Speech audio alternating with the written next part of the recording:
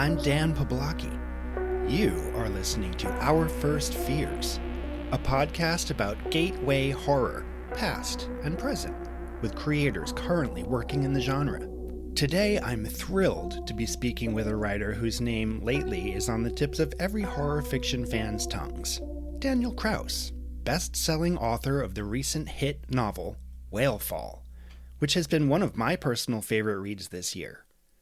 Whalefall is the unlikely story of a teen diver who accidentally gets swallowed by a sperm whale off the coast of Monterey, California, and his fight to survive in its belly with only an hour of oxygen left in his tank.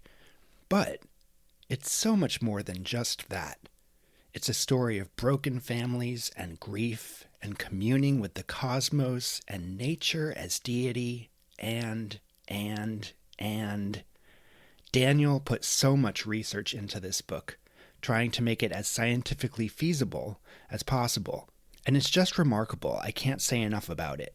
It feels like the kind of book that people will be holding tight to after reading it 20 or more years on. It made me sob, and it also gave me panic attacks. Go get a copy. The first fear that Daniel decided to chat about with me is Fangoria Magazine, the tentpole horror movie publication that debuted in the late 1970s and quickly became a shocking staple on magazine stands and in bookshops due to the gory horror makeup effects and grody titles displayed on its covers. In our chat, Daniel explains the ways in which Fangoria helped him test his boundaries, but also scared the bejeepers out of him. We talk about the difference between spooky and scary when it comes to writing for kids, and we discuss how as horror creators we may or may not become immune to the power of scares in the media we digest and still ultimately love. Daniel Kraus is the New York Times and USA Today best-selling author of many books for all ages. The second book in his Teddies Saga trilogy won the Bram Stoker Award this year.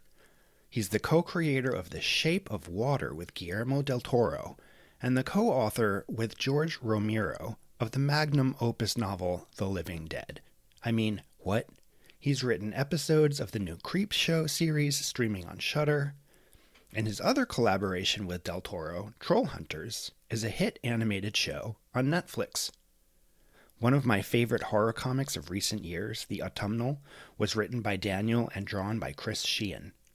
And according to Daniel, he has no plans for slowing down. The content warnings are now in the show notes, so if you like, check those out before listening.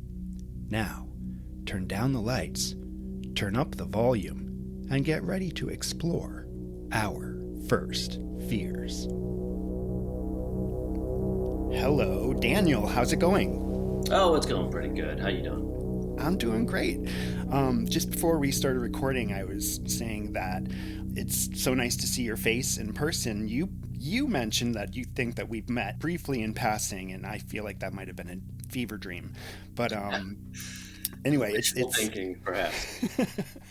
It's nice to chat with you for the first time. Like, we have been social media friends, contacts for over a decade, I feel like, at this point, doing 31 horror films, 31 days on Twitter, and like just kind of Slack group and different aspects. But yeah, I feel like I think my first book came out in, I want to say, 2009. We're on the same debut list in the same really? catalog. Yeah. All right. Well, then there you go. It's really cool to finally connect with you and have a real conversation. Well, we'll see about that.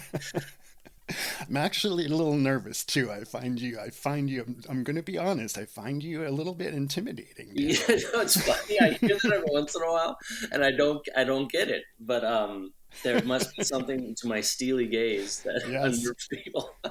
Yes, I think you said something somewhere once, and maybe it was in a bio or on Twitter or something. You said like, I don't think I'm a very nice person. And I think something like that. And I don't think that's true.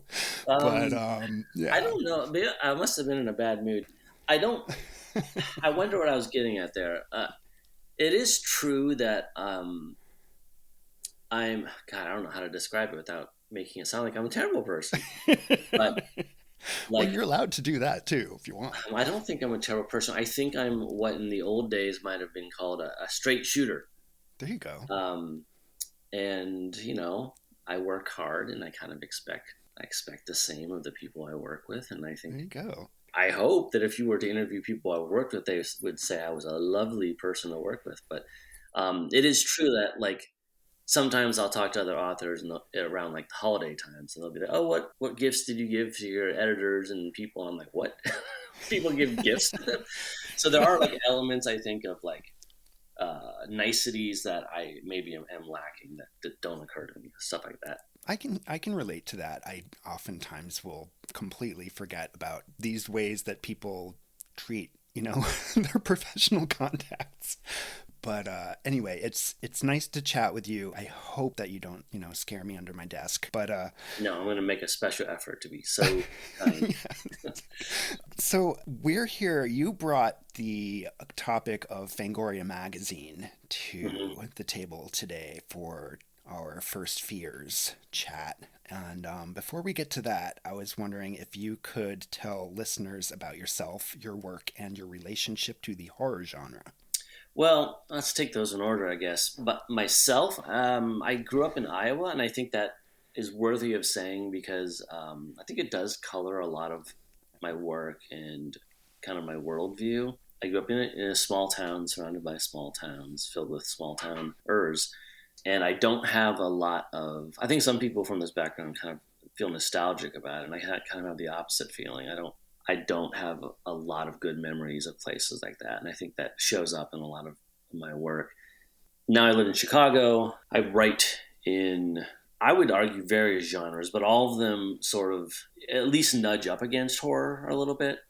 So that's the genre I'm mostly corralled into. And that's fair. I think that I've written some straight up horror novels, and then I've written a bunch of things that you could put there if you wanted to. I think I write for all ages and across a lot of different formats. So that's a little somewhat unique, I guess. I write for middle grade and young adult and mostly adult these days, but I still do the other two. Mostly novels, but I do comic books and graphic novels and some TV and some film. So that's a lot of that's just an effort of keeping myself interested and off guard a little bit. I think in the latter half of my career, the main goal I go into any project with or impetus is really to surprise myself and to take myself out of my comfort zone. That seems pretty clear to me in having read a lot of your work. It seems to me like you like to challenge yourself. Yes, big time. Yeah, I want to always make it. It's like Madonna song. I want every book to feel like the first time.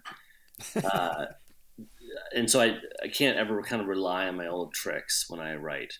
There was some point mid-career where I was working on a book, and I had a thought that like, you know what, this part here, this feels like a Dan Kraus book, and I was like, that's not good. I shouldn't be able to feel that, or I don't want to feel that. I could see where this was heading, And ever since then, I've really tried to constantly challenge myself, or in different ways, not just genre-wise, but subject-wise or point of view, or having to master one kind of research or another, a different way to use language in the actual prose, some format, whatever.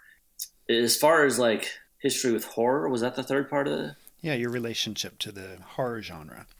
It's deep. It's deep and profound, I think. It's the genre that I think I was introduced to the earliest in life, or at least I remember earliest in life. Like, it's possible. I mean, it was likely that the first thing I watched were like cartoons and Disney movies and whatnot, but I don't remember that. What I remember is Night of the Living Dead and The Twilight Zone.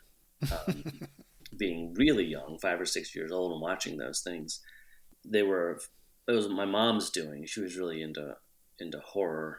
I think it made it a safe space, and it was something that she and I did together. It didn't involve my sisters, and it was just kind of a nice thing. And it was the feelings watching those Twilight Zone episodes, especially, was fear and discomfort, quickly chased by reassurance and maybe my mom.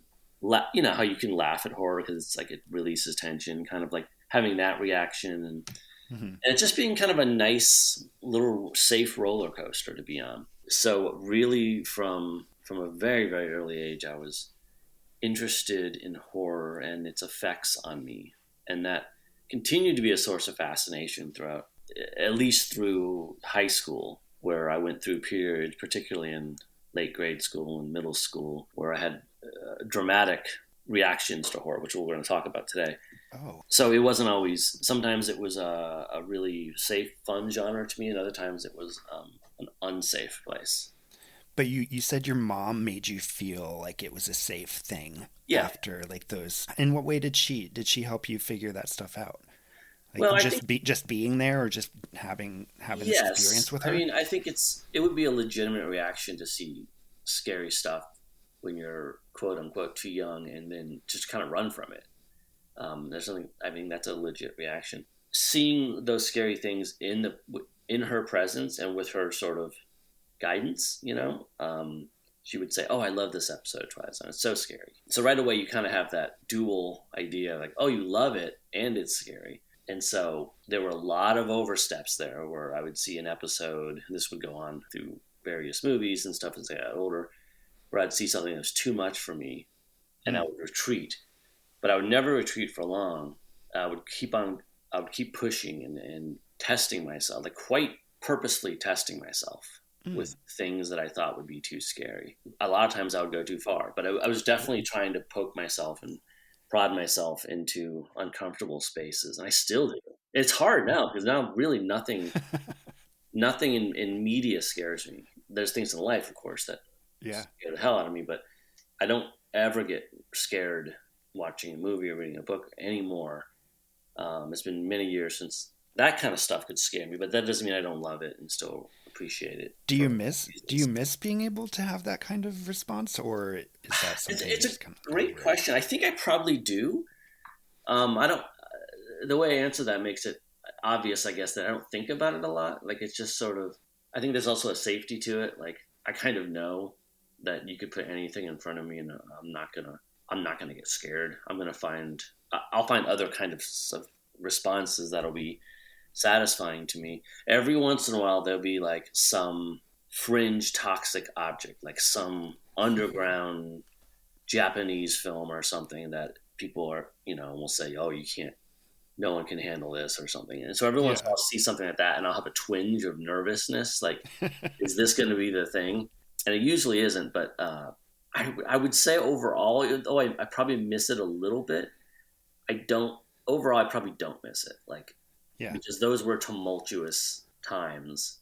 I feel like I went through a lot of kind of miniature traumas Yeah. involved with horror growing up. Yeah, that's definitely an element that I keep wondering when I'm going to ask you my next question. I've been asking everybody this question, but before I do that, I often wonder if like if I ask somebody and they bring up like, well, horror is trauma to me. I'm like, I'm very curious to hear about that. It's funny that you say that nothing media-wise really freaks you out anymore.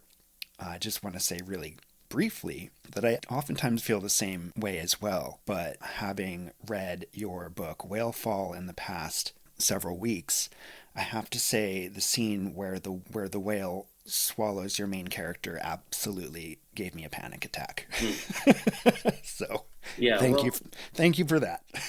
yeah, I'm glad to hear that. Like, it's it's tough when I think when you have this element of you as a person that can't really be scared. Really, you never really have necessarily an idea of how it's going to affect people. Like, I've got other mental acuities, so I think I know what I'm doing, but until someone tells me, yeah, that's made me No, nervous. I don't that really know. it really did. It really did.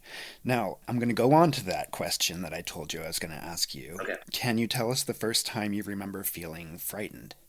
I don't have a definitive answer, but I've got a couple possibilities. Like my earliest memory period in life might be this time when I was probably 3 or 4, Hmm. and I was running. This is very vague. Behind my sister, and she was running, and she kicked a bucket, and inside this bucket were a bunch of bees or wasps. And Hmm. because I was a few seconds behind her, all of them attacked me when I got there. And I remember that being like a early terror that I haven't quite forgotten. But that's pretty fuzzy. Like I just have some impressions from that. Being attacked by any kind of creature, I think, especially as a 3 or 4 year old, Yeah, probably do some kind of damage. and it just felt like my impressions of it anyway. Just that it was learning about pain that's just a bolt from the blue. Like no one did anything wrong. It was just like just suddenly, for no reason at all, pain and agony and grief have struck down upon you like a lightning bolt. That's sort of a life isn't fair realization. Like it just sometimes terrible things happen to people. Oh my God. Yes. That's dark and deep for a 4 year old to realize. Gee whiz. Yeah, it is. So that's although I can't remember that scene very well, that's probably the answer. I've got sort of other kind of media based answers, but honestly, the bee thing is probably the real answer. That's a good one. Do bees or the idea of getting stung by anything like that, does that freak you out? No, I don't have any more of a phobia of stings than anyone else does. It didn't linger like that. That's good. Let's talk about Fangoria Magazine. Usually my other guests have brought either a film or a book or stories from their childhood or culture or whatever, and I asked them to explain a little bit about that. Can you tell our readers what Fangoria Magazine is? I mean, I know it's kind of a vague question and strange because it's so many things. Yeah. Maybe start us off. So Fangoria is generally considered the flagship or the main horror magazine in America. So I actually have this book sitting in front of me that is a collection of all the Fangoria covers. And so maybe it'll tell me when. Sweet. Maybe this will tell me when it first kicked off. It was August 79. Well, there you go. August 79. So it kicked off when I was 4. Oh, wow. Okay. So I certainly wasn't seeing it when I was 4. And it's still going today. I feel like at some point in the O's, it went dormant. Like it was gone for a little while, and then it came back. And it's had some ups and downs over the years. But in its heyday, really the 80s, probably the 80s, it was very well known, and it spawned a bunch of imitators, and it was, pre-internet, really the from what I understand, kind of the place to get information on horror movies, really.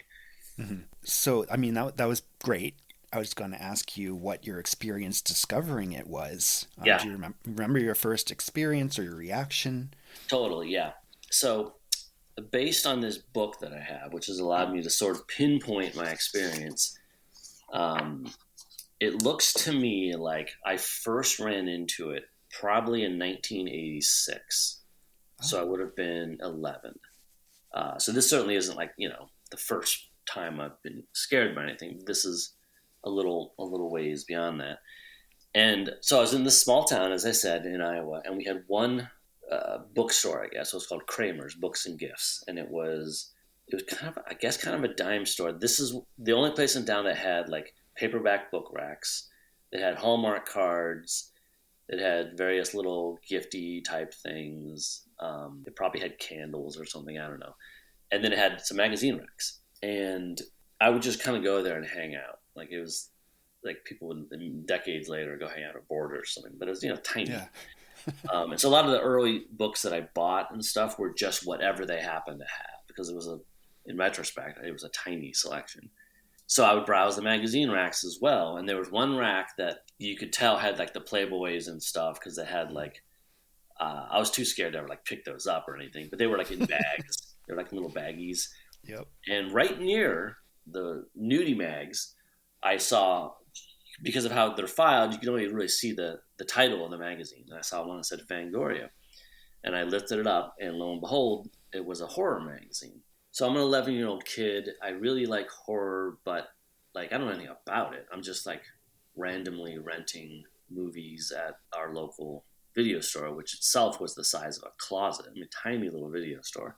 And so this sudden amount of information about horror was bewildering, because it was like picking up a financial magazine or something, where it's like the stuff they're talking about, the directors they're talking about, the movies they're talking about, none of it I'd ever heard of.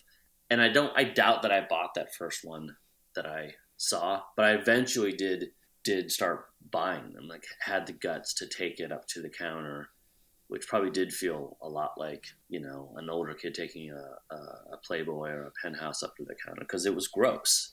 Oh, so Know? gross. Yeah. Like, it, instead of naked people on it, had just like disgusting gore on the cover.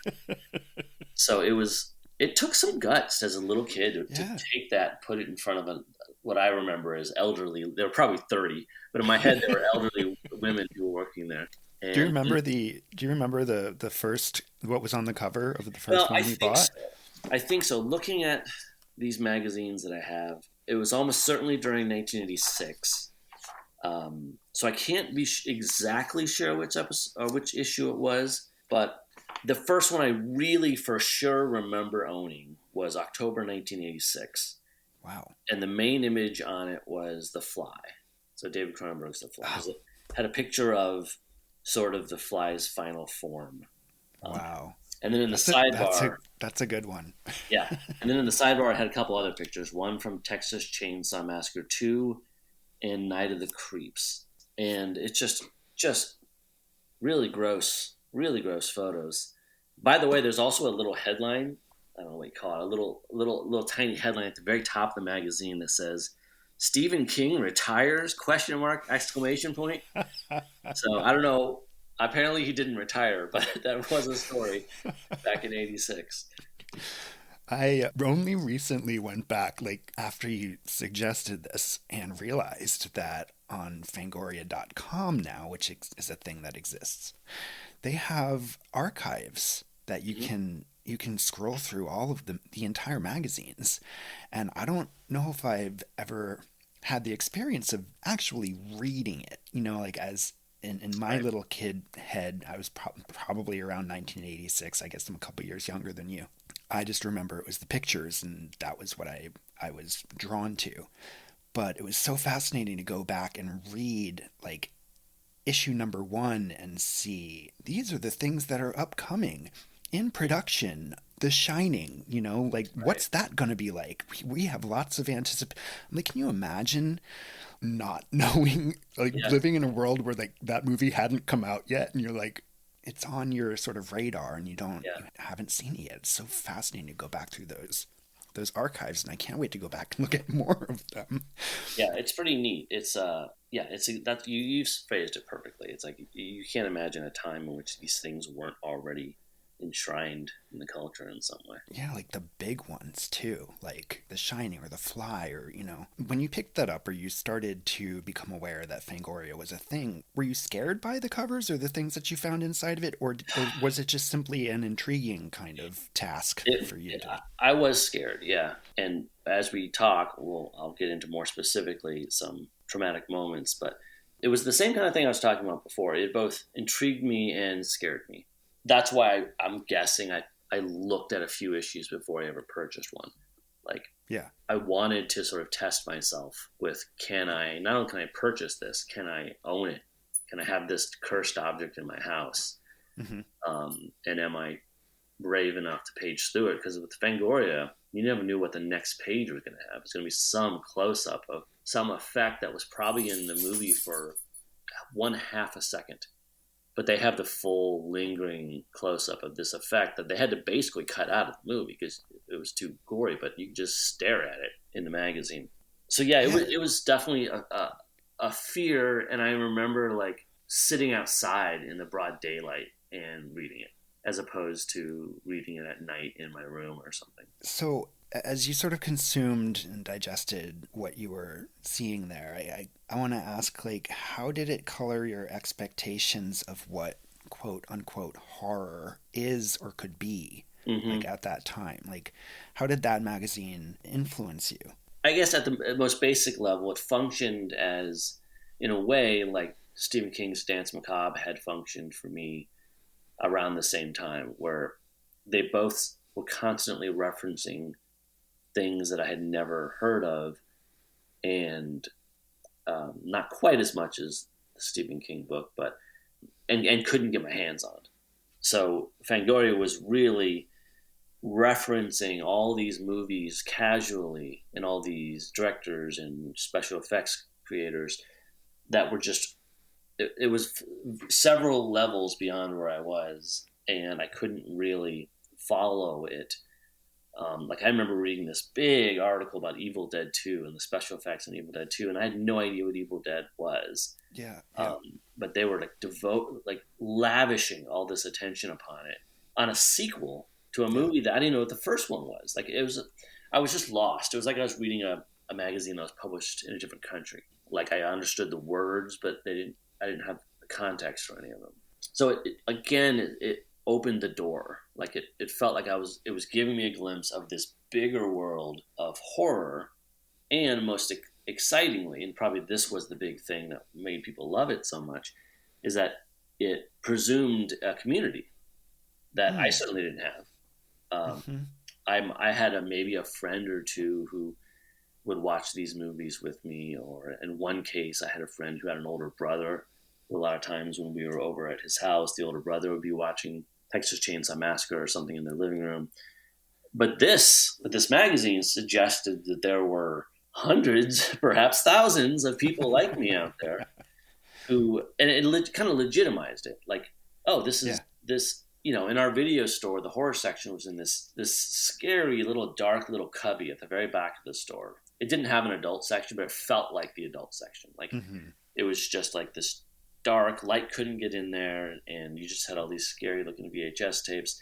And it seemed to be a place that was reserved for the delinquents in some ways. Like it wasn't a legit place that you would want your children spending time in.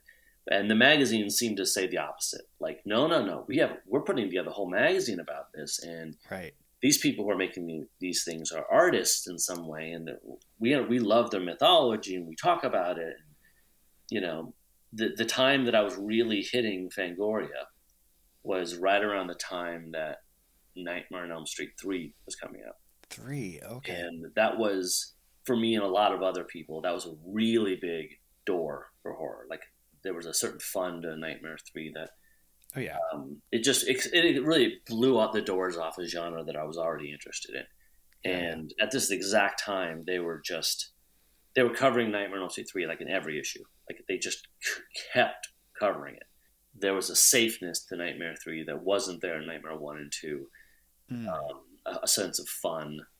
So this was all kind of coming together at the same time that made it sort of the right thing for me to discover at the right time, when things were going well, like when I was sitting outside in the sunlight reading it, and I was able to keep the fears at bay.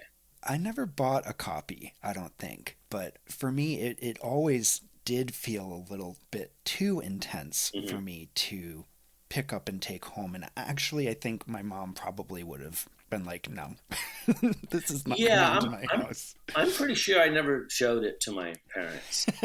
Oh, in fact, I have a direct story about that. Tell me. So that exact the issue with the fly on it. One time, so my dad was a big hunter, camper, sort of woodsman type person, and took me hunting or camping once. There was probably hunting or fishing that went along with it. I'm sure I kind of begrudgingly went. It never was my thing. I have really nothing against it. I just don't like killing things. And I brought this magazine with me, thinking that I would sit in a tent, when I wasn't doing something else, and I'd read this Fangoria. Again, probably because it was going to be kind of scary.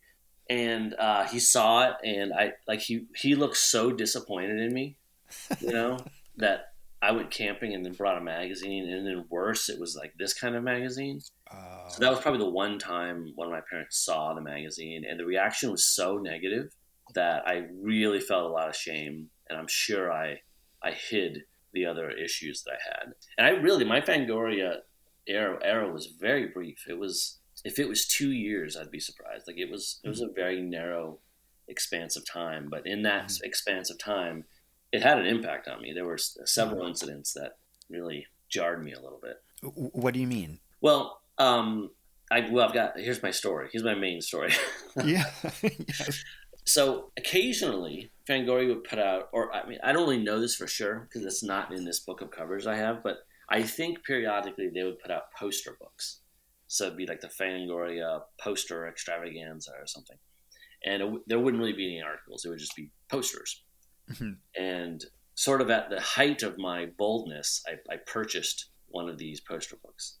And it had, you sort of, took the staples out and you could unfold all these posters from different horror movies. And they were all really gory. Like I remember there was one from Day of the Dead with like the guy in the slab with his like guts falling out. And I remember one from Motel Hell, the guy with the big head and that movie. And then, there haven't been too many movies that actually have made me like gag. Like gag. Motel Hell was one of them, and I don't even know why, but I mean, there are movies that had made me gag as a kid that don't make any sense. Like there aren't not particularly gross movies; they just hit me at the wrong moment.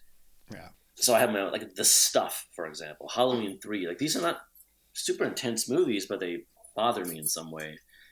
But anyway, so I got this poster book, and this was again really when I was into Freddy, and they had a Freddy poster that was just Freddy and Heather Langenkamp sort of posed.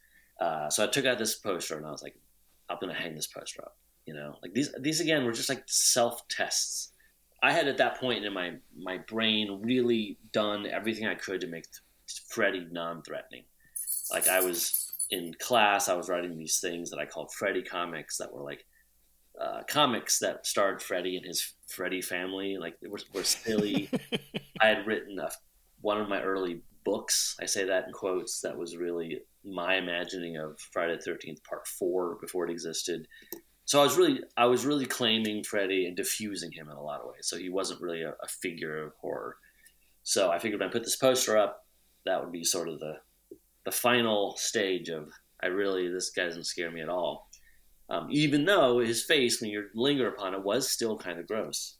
So I'm unfolding this poster, and here's where it all gets tricky. On the back of the poster was another poster. So these were double-sided posters. And on the back of it, this is the second time Evil Dead has come up, but was a still from the first Evil Dead, which I'd never seen. Our video store didn't have it, I think. And it was this close-up shot of somebody gouging his own eyes out with his thumbs. A really, really disgusting photo that immediately I was like, oh my God, I hate that. So I was like, I'm never going to look at the back of this again. So I hung this poster up, and this is where the story that goes into the realm of the impossible, but I swear to God it's true. So I hung it up, and that night I'm lying in bed, and it's dark, but I can still see a little bit. And I'm staring at the poster, looking at it. And the tape in one corner gives way. And it folds downward, and I can to reveal the eye gouge while I'm looking at it. And the stomach rolling over and just the utter terror of that moment. I think I just covered my head in my pillow and just slept out the night, and then the next day I took that poster down. Was it over your bed? Like, was it hanging over your bed in the way it wasn't over the bed, but it was kind of on the wall beside the bed, which is even, I don't know if it's worse or not, but it was clearly in view. So that's only kind of the first half of the story. Okay. So that's bad. I was like, I don't want this. I put the poster back in the magazine, and then I went over to my friend Greg's house. So this was, and he was a little bit into horror in the way that a lot of middle school kids were, not to my level or anything like that, but. And so I gave it to him. I was like, here, have this. I was staying overnight. So I said, here, have this poster book. I don't really want it anymore. And so he's like, oh, this is great. So you know how it is. You're staying over at somebody's house. You get sort of like hyped up on sugar. You just kind of get like, you're running around, yelling and playing. And you just get a little big for your britches. Mm-hmm. And we ended up taking all the posters out and putting them up all over his room. Oh, boy. The room where I was supposed to be sleeping. And at some point that night, my bravado wore off, and I just started feeling sick. And I was like, there is no way I can sleep in this room. So, This poster book had now got me twice. And so I did that terrible thing that you do when you're a kid. I called my mom. I pretended to be sick and called my mom to pick me up. Wow. And I remember thinking, I'm too old for this. I'm too old to be calling sick, and my mom picked me up, but that's exactly what I did. How old were you? Well, I had to have been close to that, so I couldn't have been any older than 12, but still 12 feels old to me. Now, granted, I don't have kids, so maybe that's normal. Like maybe Yeah. that's within the realm of normalcy. But at the time, anyway, it felt like I was being a baby. It's so interesting to consider that because I write middle grade, predominantly middle grade books, which is about that age, right? That 10 to 12-ish range. And that is exactly what I feel like we explore there. That step between what feels comfortable in terms of how far I can take something that is scary and what makes me feel like a baby or what makes me Mhm. feel like an adult. It's such an interesting age, and it's so interesting to hear you say that that was a concern for you because I think that that's also the age where you're starting to become very self-aware of like, Yeah, am I a child? Am I adult? Like, what does this even mean? yeah, that's well said. I think when I did my middle grade series, the Teddies Saga, and I haven't done a lot of middle grade, but that was something that was on my mind. That shift between spooky and scary. The book sort of begins or there are elements in the beginning that I think are spooky, but at some point near the end of that, I really shift it into what I really think is truly disturbing, and not in a fun way, really, like honestly disturbing in a way that I think most adult novels don't even. I sort of implicate the heroes in something really terrible, a terrible act of violence, really, almost like a mob mentality type of thing. And I don't, and it really even gets worse in the second Teddy's book. So I don't know if those were successful or not, but it was probably the one example of me directly playing with what you're talking about, like trying to think back to when I was that age and knowing how I like to be tested and like to be pushed. Yeah.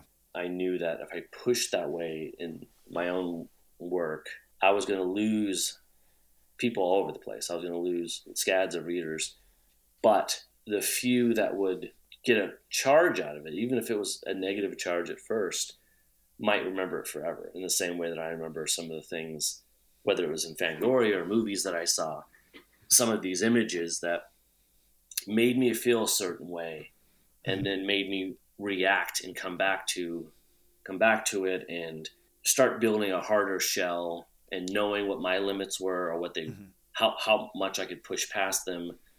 And I really do believe that's one of the great gifts of horror is that if you keep at it and you keep pushing your limits further, I think it actually makes you a better person, or it can, because Yeah. you sort of have your arms more open to a wider set of experience, and you can sort of empathize with a greater amount of experiences. I have a note here, which is you literally just answered the question, but I'm going to read it anyway. Sure. Sort of starting off with like my relationship with Fangoria was one of like being a curious kid in Walden's books or whatever bookstore, was around, testing my own limits of horror and how much gore I could take looking at these covers and maybe peeking inside. And even like the extremities of the movies. And I feel like there's an aspect of that where it was easier for me to access those images on a magazine stand to learn about the films and the stories that were happening inside and the ideas. Easier checking them out than in the tapes at the video rental store, which my parents weren't going to be renting those for me. Hmm. And you've been touching on this throughout the conversation, but the note that I wrote down, and we can either ignore it or go on with it, was do you think that the horror genre is a way for young people to figure out what they can handle? Which I believe you said yes to. And then, sort of an addendum to that, do you think it's a way for them to figure out which extremities they're willing to explore? And I kind of want to touch on several of your books here as well, because, for some of your young adult novels, Bent Heavens in particular, and Scowler, where you put your characters through many ringers, and even now Whalefall, those are some extremities that I would consider being equal to some of the most horrifying things that I saw in Fangoria. Do you have any thoughts about your own books and your own writing in terms of teaching kids these ways to, as you say, like become like more rounded or better human beings? Yeah, I don't think it's my primary goal. Like I'm not. It's certainly not something I'm setting out to do with a book. Like this is. I think I'm gonna write this book so kids can exercise their limits. But they will come to it in other works by anyone like that, like I did, regardless of whether it's aimed at kids or not. It doesn't really matter. And yeah, I think it's a good thing. These aren't being force fed in classes. So if a kid gets scared reading one of these books of mine, they can presumably they can stop. And I'm not super worried about them reading it and like somehow ruining their life. Yeah. Yeah, I actually think it's kind of I'm honored to kind of have that role. I think it's not for every kid to respond that way to art, but there will be some like me who it will really make them a better person and a more curious person. Yeah. I think the opposite of continuing to push your limits is to have really small limits. And that's how you become a really small-minded person. Yeah. If you just stay within your little shell in your safe little house, and which I think is what I equate with those little houses that I was in Iowa when I grew up. Like, those were not necessarily people who had who were open-minded in all sorts of cultural and political or any ways you can think of. They were rural sorts who, by and large, were probably pretty conservative in their views of anyone who wasn't like them. And I think art in general is that the purpose of it is to kind of push beyond that. And I think horror specifically is the genre, the number one genre to help push beyond that. Because in horror, all the great stuff comes from the fringes. If you're doing rom-coms and stuff, generally that's going to come from the heart of it, and it's going to kind of radiate outwards, and that's how comfort material works. But for horror, the big seismic changes in horror come from outsiders, people who are often outside the whoever's in control of the culture, whether that's financially or in other socioeconomic ways. So that's what's exciting about horror, is that it is blasted apart by outsiders, and that's what changes the genre, and that's what gets genre fans excited, horror fans excited. Are these breaking of taboos and new ways to sort of shatter the status quo. Like that's what horror is, and so it would stand to reason that that's why horror people might be the best adjusted people and the ones who are most open-minded and open-hearted to different kinds of people, different kinds of ways of living, and because they knew what it was to carry around a Fangoria magazine, mm-hmm. look down upon, or spend time in the horror section of the video store and get weird looks. That was the beginning of some of their journeys, and now they're people who are running movie companies and hopefully giving opportunities to other sorts of people. Yeah, I feel like there's a connection to what you just said and some of the stuff that is happening with Fangoria now. Fangoria is still in print. In doing a little bit of research, it was relaunched after some dormancy in February of 2018. The editor-in-chief now is Phil Nobile Jr., and it extends to newsletters, to multiple podcasts, like I said, a quarterly print issue. It's still happening, it's still existing. And I've signed up for the newsletter. I find it entertaining. Sometimes they talk about new stuff that I haven't heard about that's coming out that I get excited about, just like I did when I was a kid. But Phil, the editor-in-chief, I feel like he's been dealing with, at least according to what he's been writing about in some of the newsletters and on Twitter and stuff, he's dealing with a toxic kind of fandom of mm-hmm. people who are looking through a nostalgic lens of what Fangoria used to be, do you have any thoughts on how like this nostalgic kind of view of our favorite media or titles of anything from the past can hurt current horror creators? I mean, even from Fangoria's past, we're looking at covers and titles created by straight, white, male directors and writers and all that stuff, with a few exceptions. But I feel like that's kind of what Phil Nobile is pushing against. Yeah. Yeah, that's a great point. I'm glad you brought that up because I'm painting this kind of rosy picture of like everyone in horror being welcoming and holding hands and singing. But yeah, Which is legit. I mean, there are communities of people in the horror community that are, they help each other out, and they're there for the good stuff.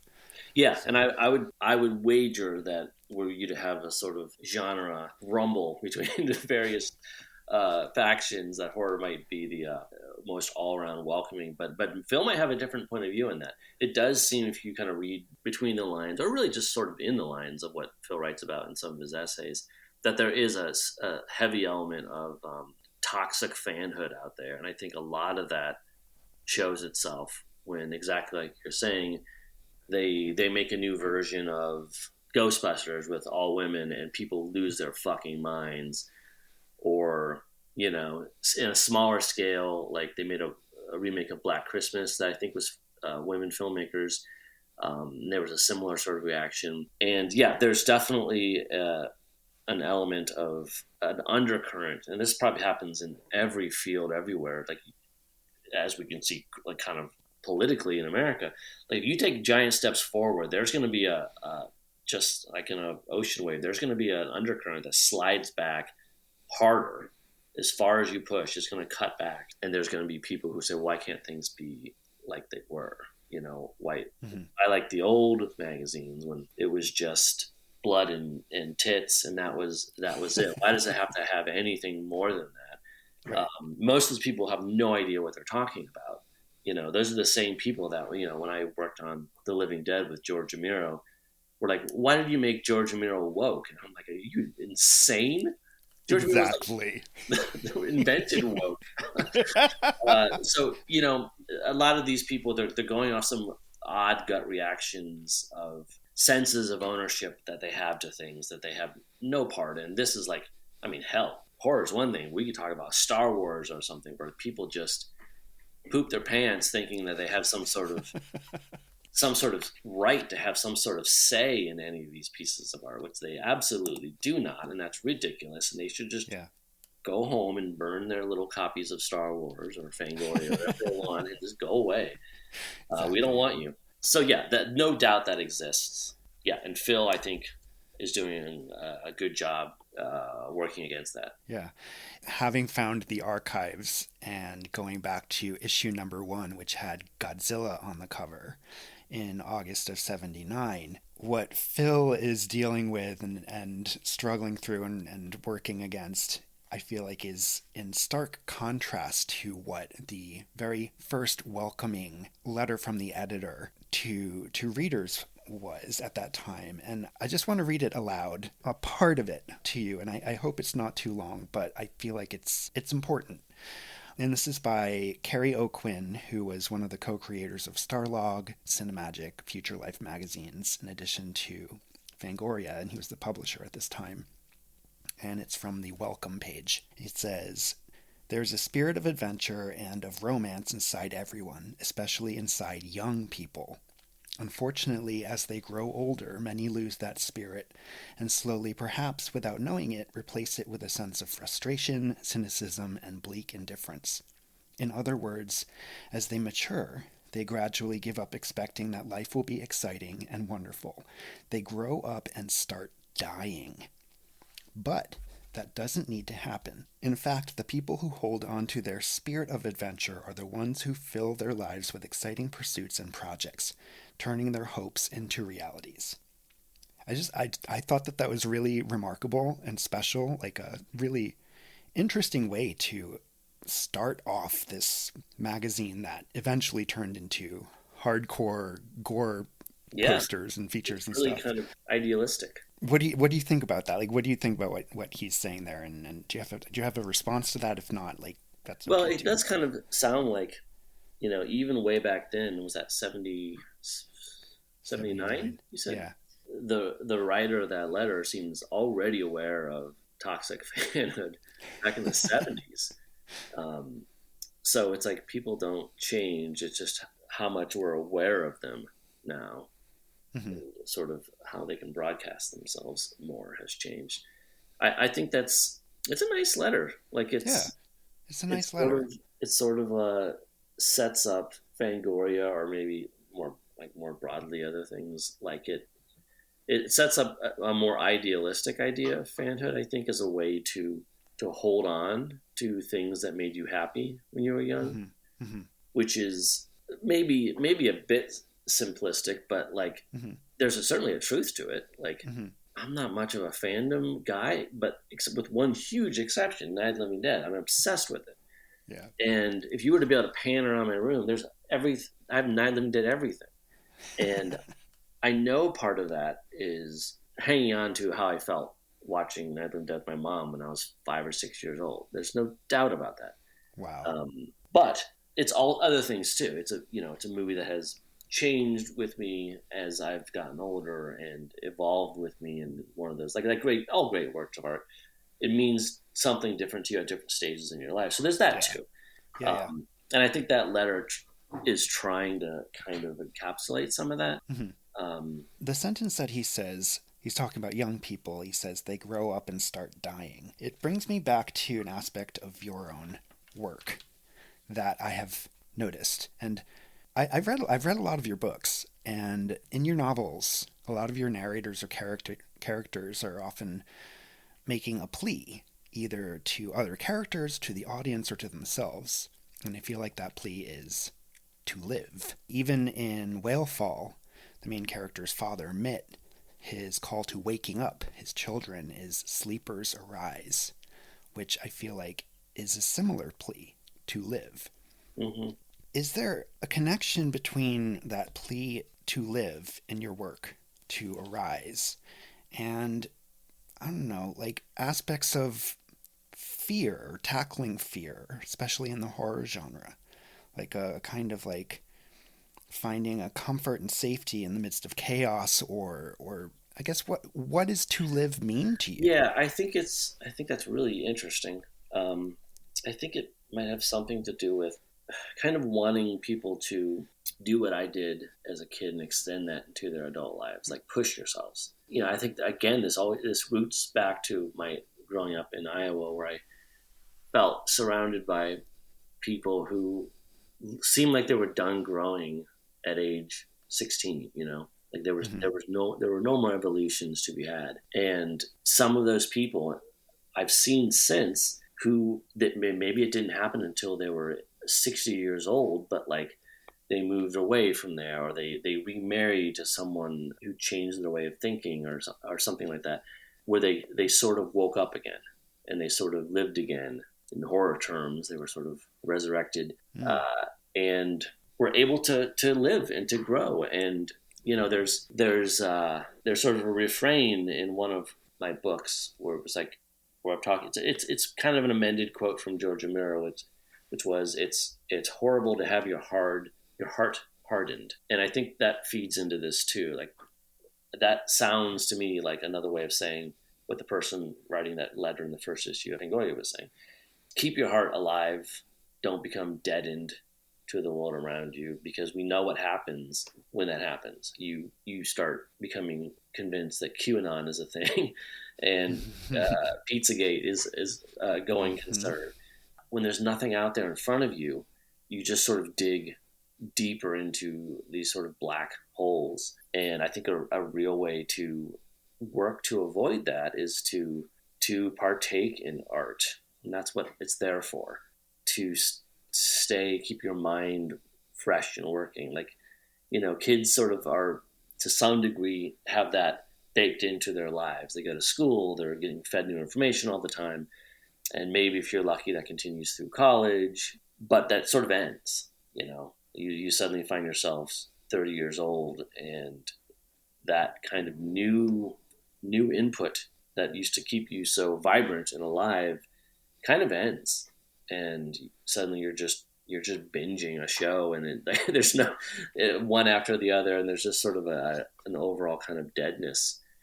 So I think that's kind of what all of this is innate of, is just making people happier, Hmm. and thereby healthier, and thereby better people and better citizens. And these are kind of high fluting ideas to sprout out of a discussion of Fangoria, but I do feel like there's a But line it goes there. back to what you were talking about, like challenging yourself earlier, like saying like, what are my limits? And if, if that's not connected to the plea of to live, like to figure out, to learn, like all of that stuff, I feel like that is connected. And I guess I want to sort of wrap up the conversation, if you don't mind, by asking you, like, you are so prolific and you have so many projects going, and it's always really exciting. I subscribe to your newsletter, and you were just saying that you have some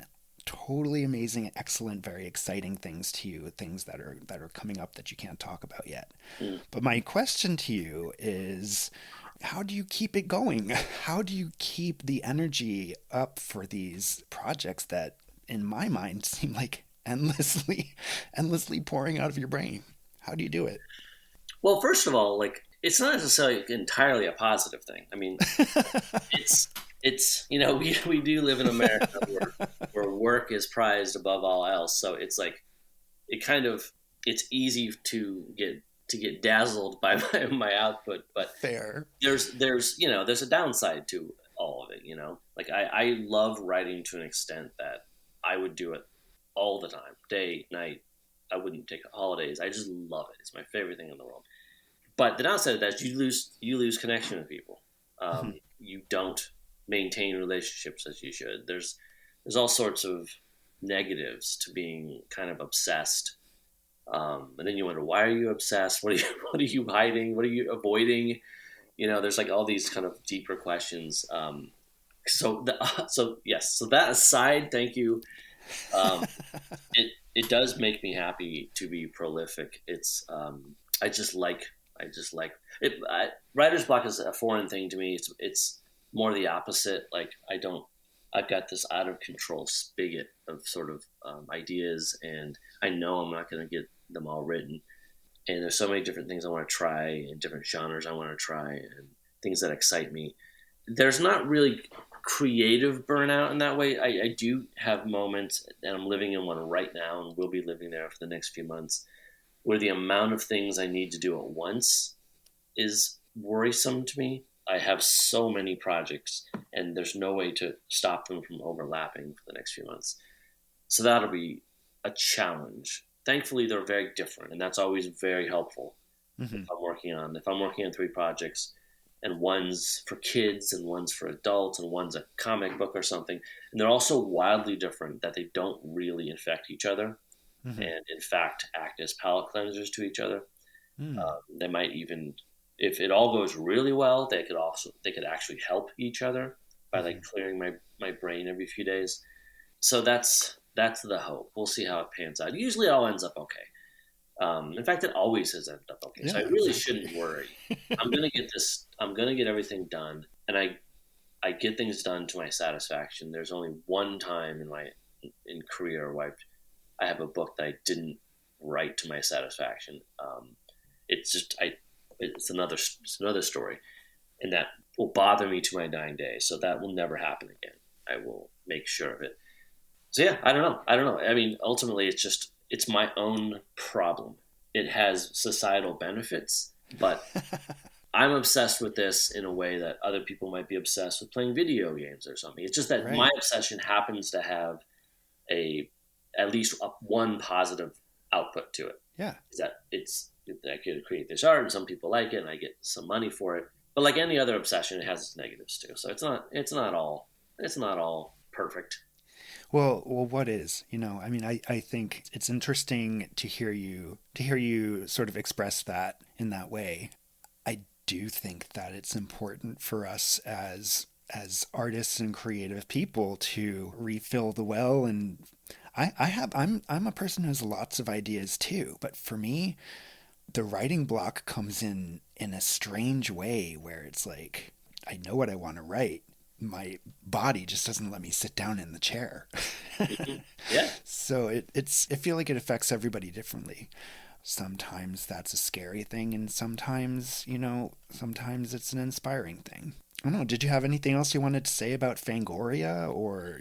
No, not really. I mean, as I said, my sort of critical period with it was fairly short. I was really obsessed with the Lost Boys around that time too. Oh, me too. Me Around too. '86, and there was a cover they had that had a really gory picture from the Lost Boys, and you don't associate the Lost Boys with being a gory movie, but again, it was one of those things that it was a flash in the movie, but it was a really terrifying image of this person and their sort of face has been eaten up with acid. And that in some ways was the death knell of my obsession with Fangoria, because it was so terrifying to me that, I kind of hid the magazines in this paper bag that was under my shelves. And I started to really kind of fear that plastic bag. And then and then life just happened and I got into other things that took up some of my time. But I still appreciate the magazine a lot. And I appreciate a lot of the things they're doing today. And I think it's been overall a force for good, for sure. Yeah. Well, I just want to say thank you for straight shooting with me today. Wasn't so bad, was it? And I definitely don't feel as intimidated anymore. I think, you're a great person to have a chat with, especially about fun stuff like this. Well, likewise. Thank you so much for taking the time to do this. I really appreciate it. Hey, it was totally my pleasure. Thanks. Thank you kindly to Daniel Kraus for joining me today. I had a blast connecting with him finally after years of contact on social media and emails and Slack group chats. Our talk helped me understand that he is in no way as intimidating as I'd imagined him to be. Only a little bit. LOL. If I haven't yet convinced you to pick up a copy of Whalefall, I'll try again now. Do it. And then tell your friends what you thought. And also, I wanted to say, Fangoria lives. You can find them all over social media. Their print issues have exclusive content not to be found online, which is super unusual and cool. Consider subscribing, or at the very least, listening to the podcasts they produce, and also signing up for their newsletters. They're a must for any true horror fan community. Please subscribe to Our First Fears wherever you listen to podcasts. And if you'd like, you can follow our social media at Our First Fears, one word, on the site formerly known as Twitter, as well as on Instagram. You can also reach out at ourfirstfears@gmail.com. If you do want to get in touch, let me know. Have you ever been so freaked out at a sleepover you called your parents to pick you up? If so, what scared you? Thanks again for your precious time.